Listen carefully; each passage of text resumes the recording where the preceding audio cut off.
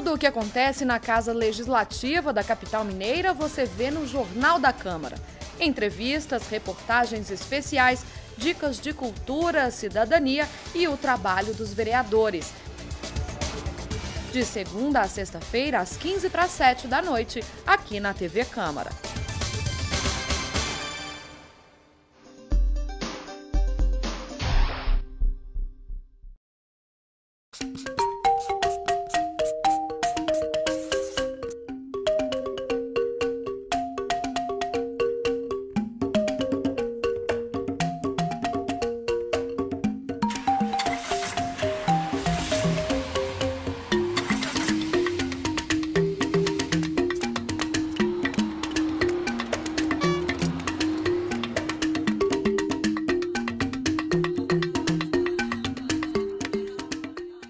Apoio TV Câmara BH.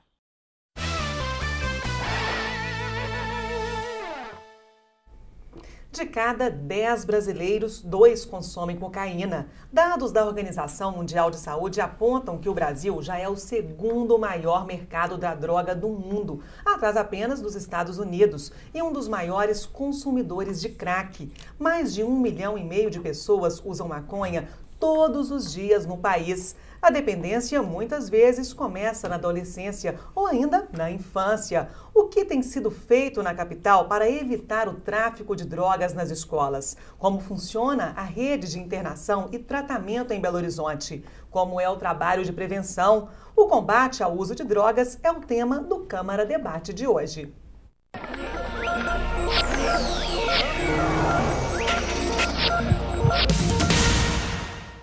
Para conversarmos sobre esse assunto, convidamos a diretora de Pesquisa, Capacitação e Qualificação da Subsecretaria de Políticas sobre Drogas de Minas Gerais, Fabiane Rodrigues, o secretário do Conselho Municipal de Políticas sobre Drogas de Belo Horizonte, Nilton Ferreira, o chefe do Departamento Antidrogas da capital, delegado Márcio Lobato, e o vereador delegado Edson Moreira. Muito obrigada a todos pela presença. Antes de iniciarmos o debate, vamos ver alguns dados sobre o assunto de hoje. O consumo de drogas é preocupação não só para pais e órgãos ligados à segurança, como também para os mais de 54 mil diretores de escolas públicas brasileiras. Um levantamento divulgado pelo Instituto Nacional de Estudos e Pesquisas Educacionais, Anísio Teixeira, mostra que o problema está cada vez mais perto dos estudantes. A pesquisa aponta que o consumo e o tráfico de drogas acontecem em 35% das escolas públicas brasileiras. Em Minas Gerais, o índice chega a 41%. E em Belo Horizonte é ainda pior. 74% dos alunos usam drogas antes ou depois das aulas. De acordo com o estudo, na capital mineira, em 67% dos casos, o tráfico de drogas acontece na porta da escola. E 25% dos alunos consomem drogas dentro da instituição. São números preocupantes em todo o país, mas especialmente em Belo Horizonte. Vereador, esta pesquisa fez inclusive o senhor apresentar um requerimento, pedindo que os órgãos responsáveis estejam mais presentes nas escolas da capital. Fale para a gente sobre essa iniciativa. Veja bem, a gente preocupa com os nossos futuros estudantes e pessoas que vão trabalhar pelo nosso país, e notamos que os traficantes, eles até matriculam alunos para cooptar novos usuários. E qual é o lugar mais fácil que tem para se fazer isso aí? O adolescente, a criança, o adolescente, ele está em formação ainda.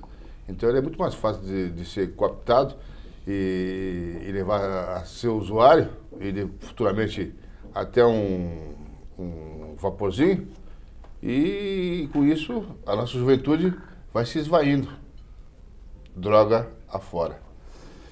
E tudo isso tem uma tendência, ou se os famosos zumbis que tem por aí, na beirada da pedreira, na beirada de biqueiras e bocas de fumo, como o pessoal fala. E depois a droga leva também essas pessoas a outras modalidades criminosas. Rouba para sustentar o vício, começa a matar e por aí vai. Então, quer dizer, a gente preocupado com o nosso futuro dos nossos jovens. Então, a gente fez esse debate pesquisando e já vindo da vida pública na área de homicídios, a gente vê que isso aí tem um fim. Eu posso falar com muita segurança que 90% dos homicídios dos homicídios atuais, está relacionados à droga. Como? Ou a pessoa usa e vai e comete homicídio, ou deve para o traficante vai lá e cobra com sangue, ou ele trabalha na mercância e acaba consumindo essa droga e o traficante vai lá e elimina ele e a guerra é pelos pontos. Quer dizer, tudo isso daí leva aos nossos jovens que no máximo, com 25 anos, eles estão mortos já. Que aí vem a onda jovem, vem um punhado de consequências em razão disso. Lamentável, né, vereador? Nilton, você como membro do Conselho Municipal Antidrogas, como é que avalia essa realidade hoje nas escolas de Belo Horizonte? É uma realidade que não está diferente do que ocorre nas outras capitais. É lógico que tem uma questão aí preocupante, porque é um índice maior do que as outras, mas que pode representar também uma dificuldade maior de aliciamento de pessoas das escolas ou outros jovens que vão em busca na boca. Porque se a boca está vindo até a escola, um maior número, pode ser, né, eu acho que tem que ser avaliado, tem que ser os dados bem vistos.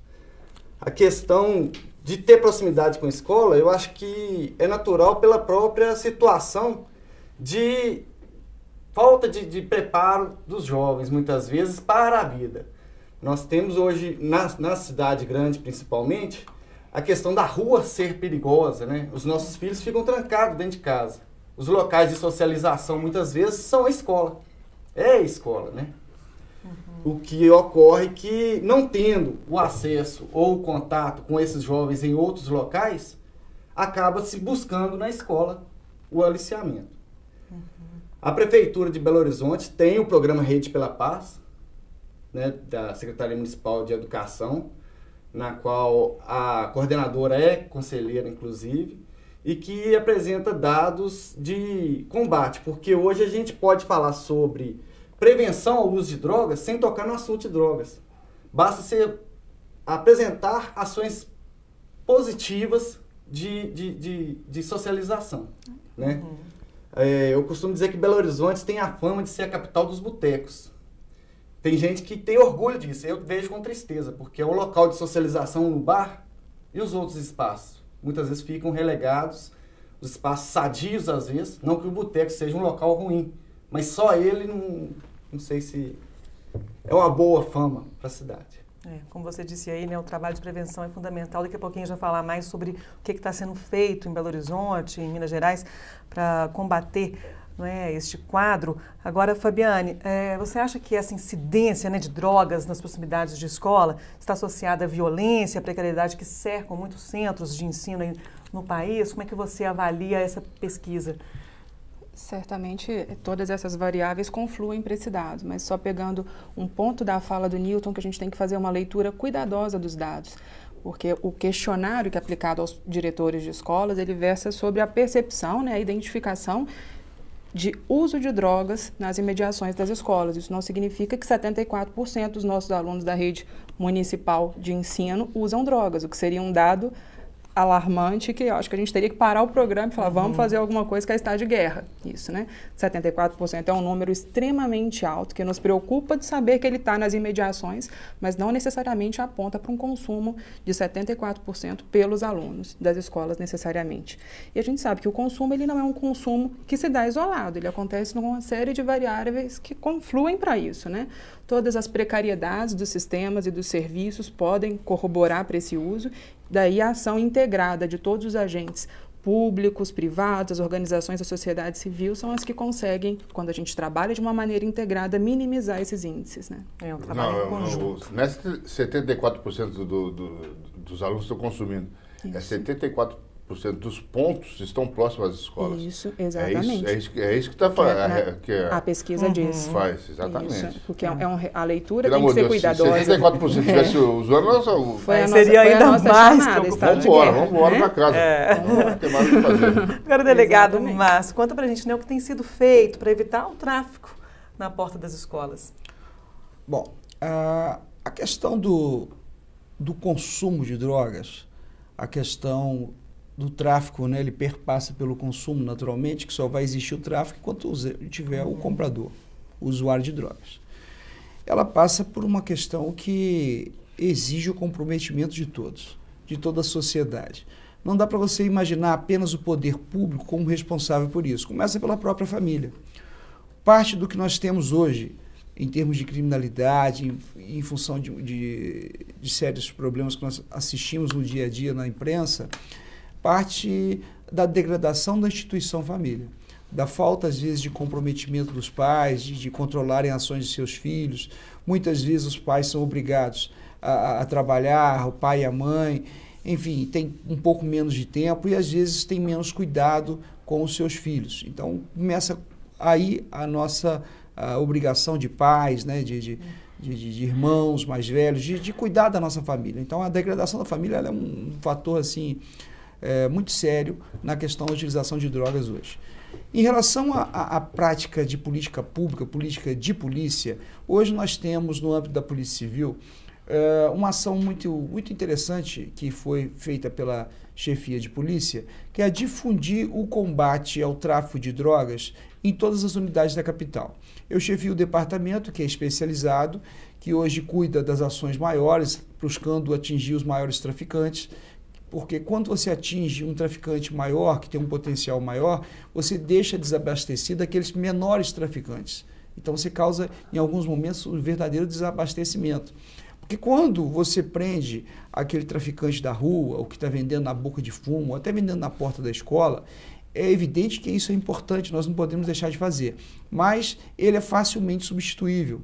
Quando você atinge uma estrutura maior do tráfico, em nível de gerência, em nível de um chefe de um grupo organizado, você quebra um pouco daquela estrutura e você atinge o tráfico de uma forma mais contundente. Mas, a partir de maio de 2010, a Polícia Civil passou a ter, em todas as unidades territoriais, também a competência de combater o tráfico de drogas. E por que isso é importante? Porque hoje, dentro da política do Estado de segurança pública, que prevê integração entre Polícia Civil e Polícia Militar, áreas integradas, esse compartilhamento de informações com quem atua naquela região acaba sendo um pouco mais fácil. Hoje, a polícia tem um viés de polícia cidadã, de contato, de proximidade com a sociedade, com aquele ambiente local. Então, quanto mais próximo a polícia estiver daquela população, ela vai ter mais informações com maior facilidade. Então, hoje, o combate é feito por todas as unidades de âmbito territorial da Polícia Civil no que se refere à investigação. No que se refere à prevenção, é uma ação que compete à Polícia Militar constitucionalmente, né? A Polícia Militar que compete fazer policiamento preventivo, ostensivo, fardado. Agora, com certeza os números chamam atenção, preocupam e vão servir para que nós possamos, a partir de agora, estudar estratégias, repensar algumas formas de atuação. Eu tenho certeza que já vem sendo feito, mas buscar atingir uma melhoria na qualidade desse trabalho que é realizado, principalmente no que se refere à proximidade com escolas. O senhor falou aí sobre a polícia militar, né? E a gente vem destacando aqui muita importância mesmo nessa questão da prevenção, né? Por falar nisso, vamos ver agora, gente, como funciona o PROERD, que é justamente um projeto desenvolvido pela Polícia Militar nas escolas públicas para esclarecer dúvidas de crianças e adolescentes e prevenir o envolvimento deles com as drogas. Olha só. O Programa Educacional de Resistência às Drogas, PROERD, é feito dentro da sala de aula.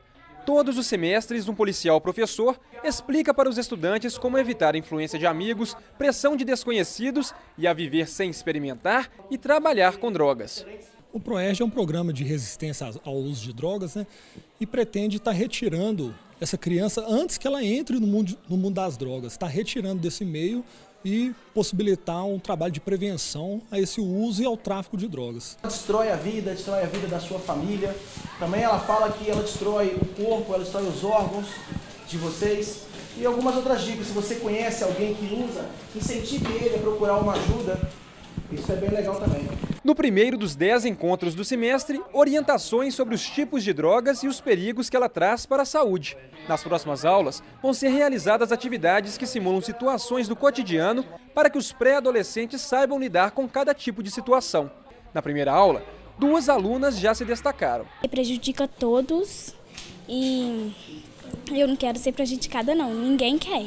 A diretora garante que o programa ajuda e muito na formação da consciência crítica das crianças. Segundo ela, muitas delas saem da escola e levam o que aprenderam para dentro de casa. A partir do momento que a gente conhece, né, conhece as drogas, conhece os efeitos, você tem como evitar. Né? Quando o menino não conhece, ele corre o risco de ser, na verdade, aliciado por uma coisa que ele não conhece. E é bom que todas as pessoas aprendam sobre isso e ensinam para outras pessoas, seus pais, seus amigos. Eu já estou trazendo para vocês, na escola, um panfleto falando sobre drogas, para que vocês possam discutir em casa com os filhos a respeito disso, que faz mal para a saúde. E o contrário também vale. O porteiro da escola ganhou um panfleto com dicas e ensinamentos para conversar com os filhos sobre as drogas. Quanto mais cedo eles vê o que é errado, o que a droga pode causar no ser humano, é mais fácil para estar mais para frente estar lidando com eles. Vamos viver uma vida sem? Bacana, né, vereador? Importante, né, iniciativas como essa que a gente acabou de ver da Polícia Militar. Eu sei que desde há muitos anos a Polícia Civil também trabalha nessa área de educacional, fazendo palestras em escolas. Eu sei que no interior eu fiz muitas. E em 94 eu estava fazendo curso da Escola Superior de Guerra e nós falamos sobre o tema da monografia foi drogas. E nós fizemos uma demonstração e fomos até a divisão de tóxico na época, que hoje foi transformado em departamento, e vimos que várias palestras são feitas em escolas, em Belo Horizonte e às vezes chamado no interior. O que eu entendo também, que é na área educacional com relação a essa parte preventiva do departamento antidrogas, não vem muito dinheiro. O Estado não manda, a União não manda muito dinheiro, não tem repasse de verbas, isso tudo precisa ser feito. Segundo, não sei qual o montante que o departamento recebe para isso, não sei se tem verba para isso. Só poderia explicar isso para nós aí, principalmente para a área preventiva. Por favor, delegado. Duas coisas. Primeira, como disse o meu amigo vereador Edson Moreira, nós temos uma equipe no Departamento de Investigação Antidrogas que faz esse trabalho, Poliana, em relação à prevenção, visita a escolas, e não só escolas. Muitas vezes nós somos demandados a fazer palestra em empresas ou em algumas regiões, até da região metropolitana, cidades um pouco menores, né, cidades que não estão de tanto desenvolvimento como Belo Horizonte. Nós temos muitos aqui próximos e sempre atendemos, nós temos uma agenda. Aquelas pessoas que precisarem, quiserem, podem nos ligar lá na minha assessoria no 3213-1493, 3213-1493, que dentro da nossa possibilidade de atendimento, de agenda, a gente manda uma equipe. E é um trabalho muito interessante. Nós temos, entre as crianças, na faixa de escola, nós temos algumas diferenças, né? Uma parte muito receptiva, é sempre assim, muito atenciosa, até temerosa. Já quando mais adolescentes, eles são mais arredios. É muito natural isso, é da própria formação, né, de cada um. Então isso realmente é um trabalho que nós desenvolvemos, o vereador Edson disse com muita propriedade, e estamos à disposição para continuar. No que se refere ao aporte de investimentos, eles são muito raros. Eu devo dizer que, não obstante nós tenhamos trabalhos que sempre culminam com a apreensão de veículos, com a apreensão de bens imóveis que, leiloados, acabam tendo a destinação ao governo federal, isso não retorna para nós, raramente retorna na forma de investimentos. Nós temos números muito significativos no que se refere à apreensão, a apreensão de veículos, a apreensão de bens móveis. Só no ano passado nós tivemos um perdimento de bens imóveis que foram apreendidos pelo Departamento de Investigação de Drogas. Olha que a Polícia Civil atua no estado inteiro, mas só o departamento, dentro de ações do departamento, 5 milhões de reais em bens imóveis foram retirados do narcotráfico e aproximadamente 3 milhões e 600 em bens móveis, que seriam veículos, ou seja, um total de 8 milhões e 600 que apreendidos são levados a leilão e esse dinheiro entra no caixa único do governo federal. Raramente nós temos algum tipo de ação do governo federal que retorna em forma de investimento. Agora nós temos 2 convênios federais, vamos receber lá um veículo, alguma coisa em termos de inteligência, mas muito pouco em termos do que o governo federal poderia nos auxiliar, nos oferecer. Né? O combate ao narcotráfico, ele tem que ser uma ação que envolva todos os entes federativos. Se você imaginar, por exemplo, que o grande problema que nós temos hoje é o crack, que é um derivado da cocaína, uma forma da cocaína, isso não é produzido no Brasil. Isso é produzido aonde? A cocaína que nós temos hoje em Minas Gerais, ela vem de Rondônia, ela vem de Mato Grosso do Sul, ela vem de Mato Grosso. E, por sua vez, de onde? Da Bolívia, do Peru, da Colômbia. Ou seja, de fora do Brasil. Nós não produzimos cocaína do Brasil. Então, nós sabemos das dificuldades que tem, por exemplo, a Polícia Federal, que é quem competiria, não permitia a entrada da droga no território brasileiro. Nós sabemos que essa é a dificuldade de pessoal. Então, o governo federal que tem uma responsabilidade maior de não permitir a entrada dessa droga aqui no país. Uma vez ela passou da fronteira e entrou no Brasil, por esses estados limítrofes, aí ela vai ser despejada em todo o país, né? Vai ter os seus pontos, os seus entrepostos, enfim. Mas é importante que se diga, a produção de cocaína não acontece no Brasil. Fica aí o apelo. Bom, delegado, daqui a pouquinho a gente volta com esse assunto, né? Se o vereador quiser comentar também, Fabiane. Agora a gente vai para um rápido intervalo. Continue com a gente, hein? É rapidinho.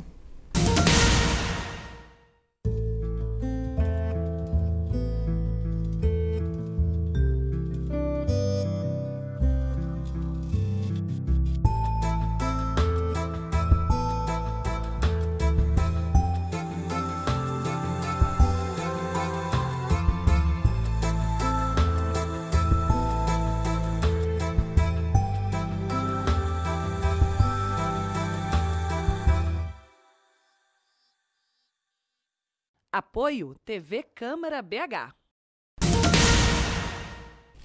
Estamos de volta com o Câmara Debate, hoje falando sobre o combate ao uso de drogas na capital. No bloco anterior, o delegado Márcio Lobato levantou aí a discussão em relação à destinação dos recursos federais.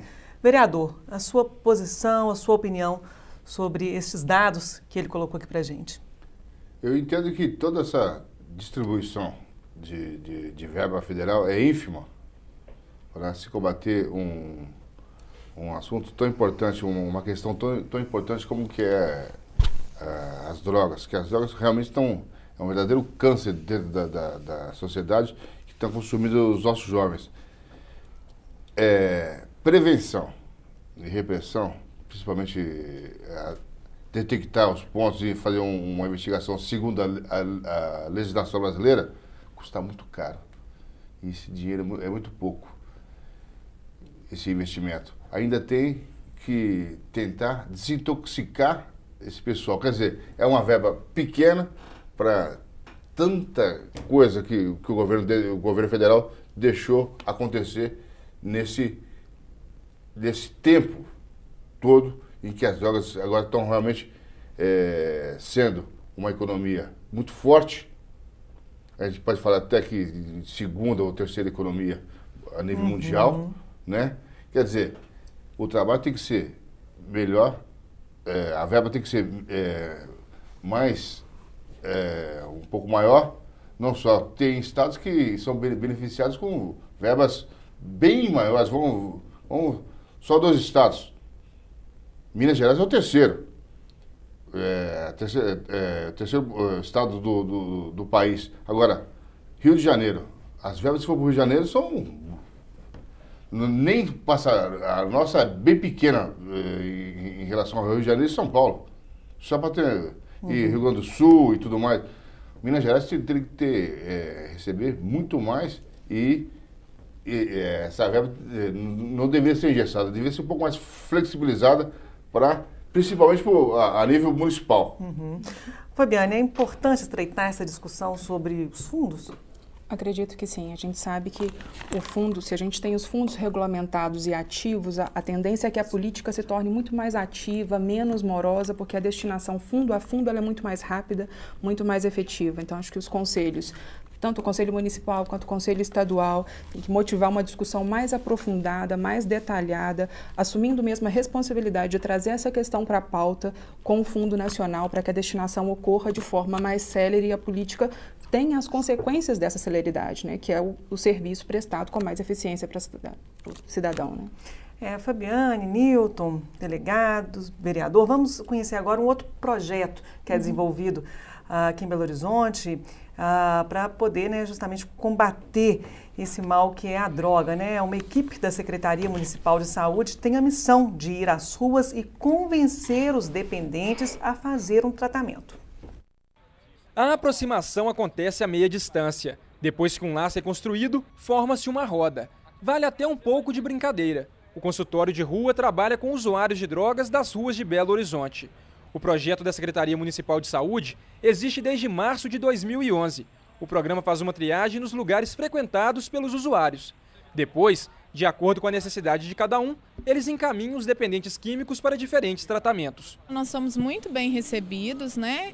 Nós, através desse insumo, conseguimos construir um vínculo e escutar também esses usuários, né? Para que o nosso serviço atinja o objetivo que é encaminhar esses usuários para a rede de serviços públicos. Conversando, a equipe do consultório de rua tenta ganhar a confiança dos usuários de drogas. O objetivo é criar nos dependentes químicos uma vontade de se tratar, seja para reduzir a quantidade ou abandonar completamente o vício. João é alcoólatra e hoje mora na rua. Ele diz que perdeu os documentos e não tem como exercer a profissão de carpinteiro. Para ele, toda ajuda é importante, pois incentiva a pessoa a dar um passo e buscar algo melhor. Ninguém nasceu usando a droga, foi uma coisa que o próprio mundo criou. Então eu acho importante também ter mais influência. E ele tem um sonho. Meu sonho? Voltar para Ouro Branco e trabalhar na Gerdau. Como carpinteiro? O que eu sei fazer é bater martelo. Cláudio também tem problemas com a bebida e elogia o trabalho do grupo da Secretaria Municipal de Saúde. É um trabalho maravilhoso, é um trabalho que eu conheci agora, estou gostando, estão me ajudando muito. Da triagem, os dependentes químicos podem ser encaminhados para o Centro Mineiro de Toxicomania, centros de saúde ou centros de referência em saúde mental, álcool e drogas, o CERSAM-AD. O CERSAM-AD existe desde 2008. Mais de 3.500 dependentes químicos foram tratados.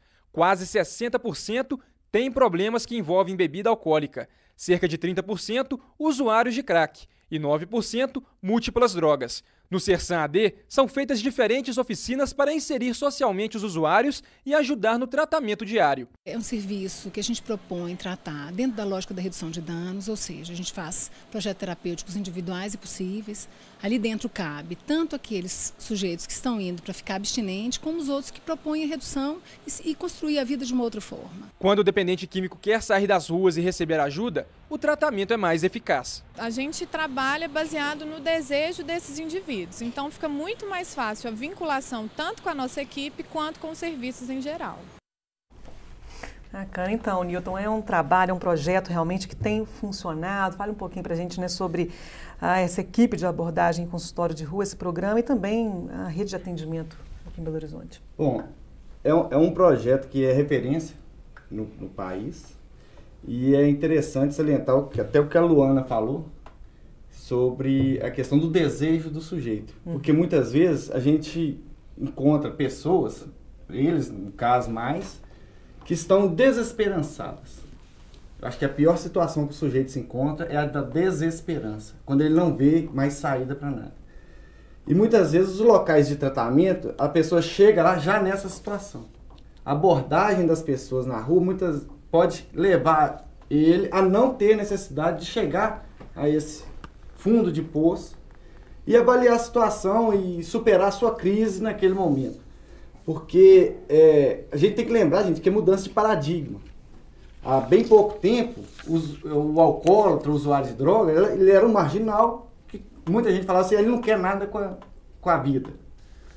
Hoje a gente tem uma percepção maior de um sujeito ali que está numa sociedade e que muitas vezes vive das suas frustrações, das situações da vida moderna mesmo, e que entra em crises que muitas vezes não vê como sair. É como se fosse um primeiro contato, né? Estabelecer esse primeiro contato para que a pessoa tenha sua autoestima recuperada, um princípio de busca de autoestima. E o vínculo é importante porque ele sabe onde ele pode procurar. Às vezes ele não entra nem em abstinência, mas ele entra numa situação de equilíbrio com ele mesmo, ele consegue ter uma vida equilibrada também. Né?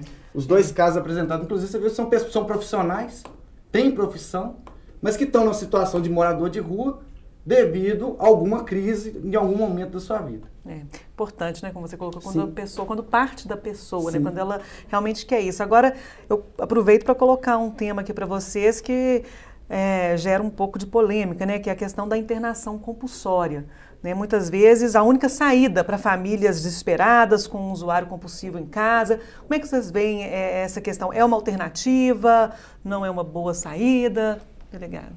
Bom, na verdade, a internação compulsória, ela até teria que ter uma mudança na legislação, que a nossa legislação hoje, ela não permite diretamente essa opção, né? Agora, eu acho que em alguns casos ela pode sim ser efetiva, porque nós temos a experiência de ver no dia a dia pessoas que estão de tal modo consumidas pela droga, estão de tal forma dependentes da droga, que elas já não têm mais vontade própria. Elas já são verdadeiros zumbis, né, como a gente diz na nossa gíria policial, que estão pelas ruas e que somente uma internação compulsória num primeiro momento pode efetivamente trazer algum tipo de solução. Né? Aquela pessoa não consegue mais exercer a sua vontade própria. Eu acho que é um tema um pouco polêmico, que a gente teria que conhecer até outras experiências de outros estados que têm feito isso, ainda que de certo modo atropelando a lei, porque legalmente isso é um pouco questionável, mas é uma medida que pode sim, em alguns casos, ser necessária, porque se você for, e eu sei disso pelas experiências que tem aí, de diversas comunidades terapêuticas, enfim, de uma série de programas que existe, de ir lá e convidar e a pessoa não querer submeter ao tratamento, ou de ficar lá 1, 2 dias e sair, fugir, enfim. Então, num primeiro momento, até porque naquele auge da dependência, essa pessoa realmente vai ter dificuldade na síndrome de abstinência, então essa internação, na minha visão pessoal, deveria sim existir a possibilidade de ser compulsória em alguns casos. Fabiane. Desculpa, vereador. A minha parte de legislação, eu vejo que agora, essa 11.343, muito mal redigida com relação, principalmente ao usuário. O usuário não pode ser preso. Quer dizer, praticamente se liberou a droga, o uso de droga. Por que eles não colocaram, então, na lei, essa internação compulsória? Porque antigamente transformava-se a detenção, que era até 2 anos, no caso da 6368, do usuário do 16, que o pessoal falava antigamente, podia ser transformado em internação compulsória. Medidas, outras medidas socioeducativas. Eu entendo de suma importância, porque o usuário, ele não tem vontade própria, como o doutor Márcio falou. Às vezes ele não sabe, né? Ele está tão obcecado pelo uso das drogas. Esse pessoal que foi abordado na rua aí, esse pessoal já está no fundo do poço. Esse pessoal já está, como se diz, na descendência vertical. Porque, na realidade, o grande usuário sustentador do tráfico, ele está na classe média, na classe alta. E ele está resguardado pela família. E esse artigo 28 da 11.343, quer dizer, pôs um escudo desse pessoal que realmente não pode ser atingido.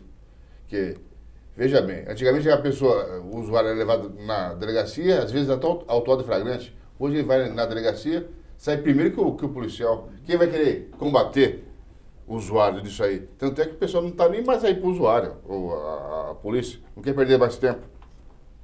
E esse trabalho tem que ser feito diuturnamente e a legislação tem que ser mudada.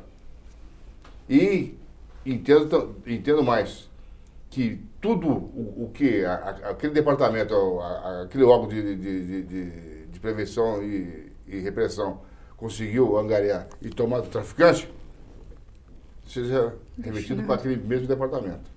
Ok. Quero tocar em 2 pontos da sua fala, delegado. Primeiro, em relação a 11.343, no artigo 28, existe uma previsão, né, de que não seja só essa ida formal à delegacia, mas que existem medidas de tratamento inseridas nessa lei. Normalmente, eles são encaminhados para grupos reflexivos. A gente tem no Estado essa mediação feita pela Central de Apoio ao Cumprimento de Medidas Alternativas, Penas e Medidas Alternativas, que é a CEAPA. A gente poderia ter isso em um número muito maior no Estado, porque é uma experiência extremamente exitosa, que a gente tem que destacar o papel do Juizado Especial Criminal aqui em Belo Horizonte. Quero lembrar o nome da doutora Flávia Bichel, que é uma das expoentes nesse campo, de tentar formular uma metodologia junto com a subsecretaria e outras entidades para o atendimento direto dessa pessoa que cometeu um delito ou que foi pega em uso da droga, né, e que é convidada a refletir sobre esse ato. A gente tem um índice de reincidência baixo quando essas pessoas passam efetivamente pela medida. Normalmente são vários encontros e elas têm o compromisso, isso atrelado a uma medida judicial, o controle disso fica muito mais fácil, né, do que só a questão terapêutica da vinculação, e elas retornam muito menos para o sistema. A gente já teve, em vários casos, a conversão dessa medida alternativa ao invés do grupo reflexivo, quando identificado que essa pessoa tem uma demanda diferente no seu quadro clínico, por exemplo, para um tratamento de nível mais intensivo, nós já conseguimos a reversão dessa medida, mas aí não como uma medida compulsória. Essa pessoa, estando no grupo reflexivo, ela consegue já, depois de um certo tempo, conseguir identificar, olha, eu preciso de um outro tipo de atendimento, aí junto com toda a equipe de profissionais que o atendem. E a legislação que vai dizer sobre a compulsória, a 11.343 realmente não fala, é a lei 10.216, que fala da reforma psiquiátrica, e de 3 modalidades de internação, voluntária, involuntária e a compulsória. Newton, também quer opinar sobre esse assunto?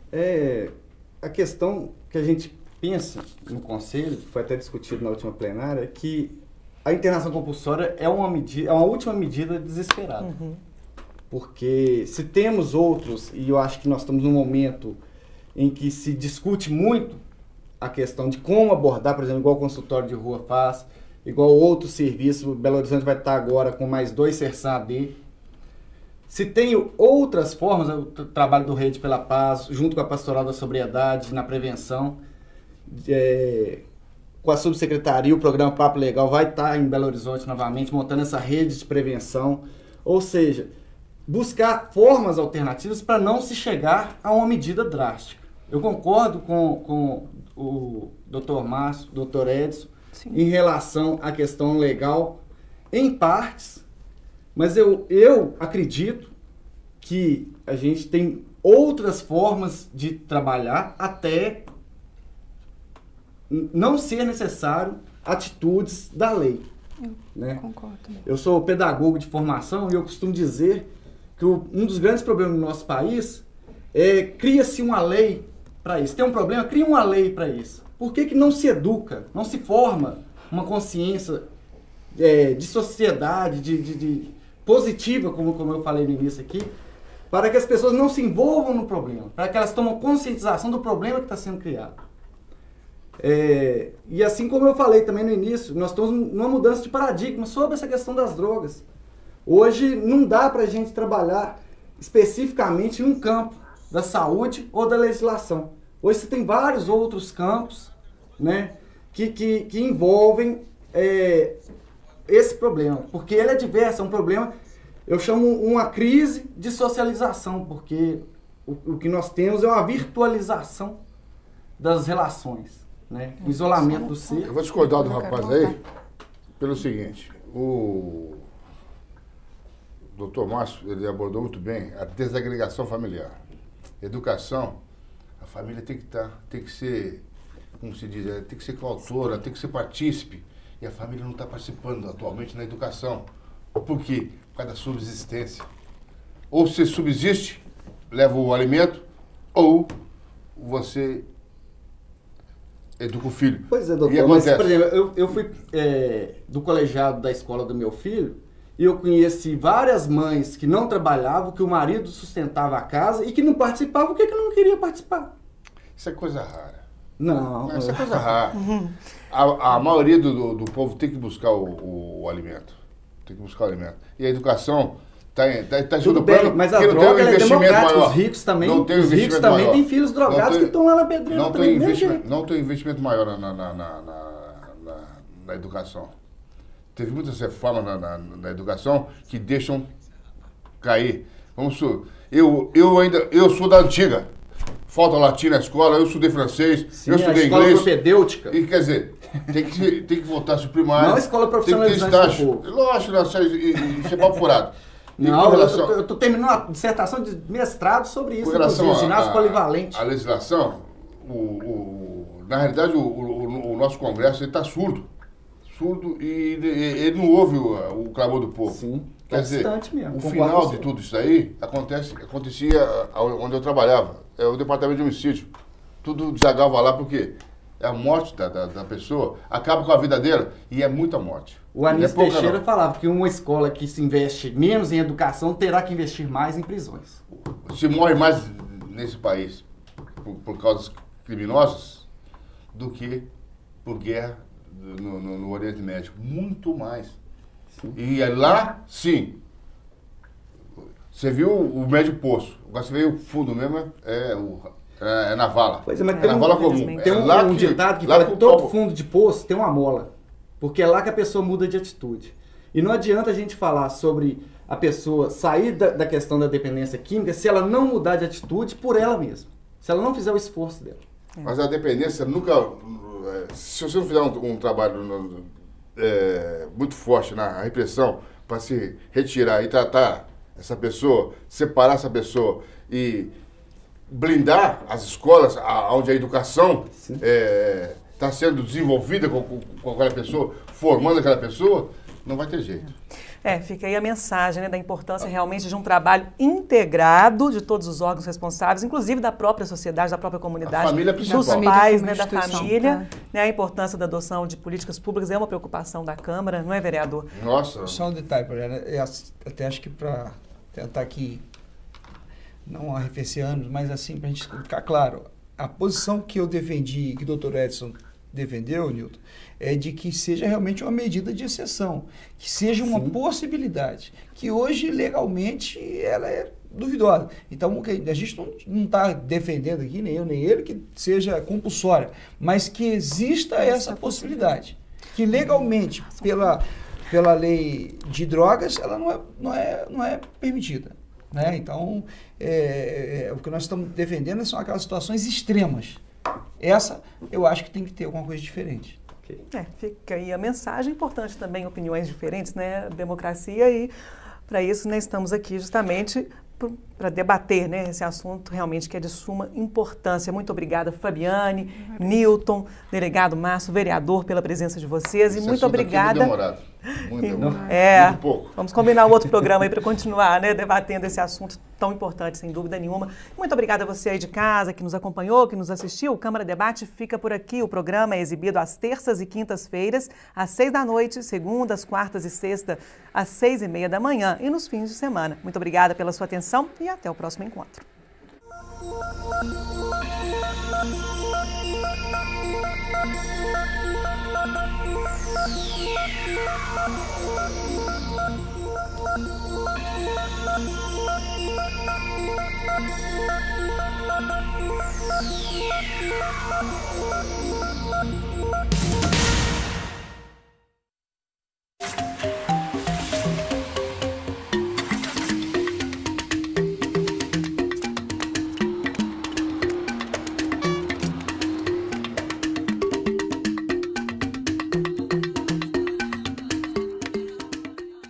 Apoio TV Câmara BH. Tudo o que acontece na Casa Legislativa da capital mineira você vê no Jornal da Câmara. Entrevistas, reportagens especiais, dicas de cultura, cidadania e o trabalho dos vereadores. de segunda a sexta-feira, às 6:45 da noite, aqui na TV Câmara.